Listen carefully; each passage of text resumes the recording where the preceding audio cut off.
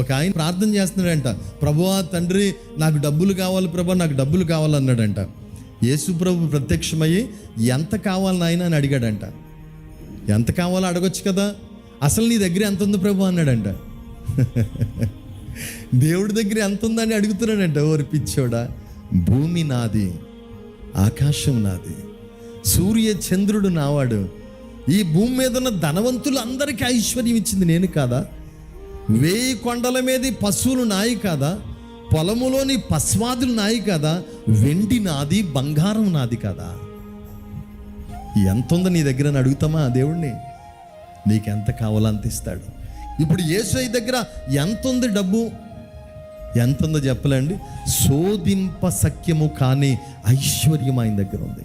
ఎవరి దగ్గరికన్నా వెళ్ళి మీ డబ్బు ఎంత, మీ బంగారం ఎంత, మీ వాహనాలు ఎంత, మీ వస్తువులు ఎంత, అసలు మీకు ఎంత ఉందంటే లెక్క పెట్టొచ్చేమో కానీ నా దేవుడు అన్కౌంటబుల్, లెక్క పెట్టలేని ఐశ్వర్యం.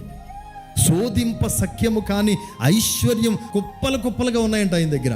కాబట్టి దేవుడు తన ఐశ్వర్యము చొప్పున క్రీస్తు యేసు ద్వారా మన ప్రతి అవసరాన్ని తీర్చాలనుకుంటున్నాడు. అందుకే మనకి యేసు నామం ఉంది, ఆ నామములో ఏది అడిగినా ఇస్తానని వాగ్దానం చేశాడు మన యేసయ్య.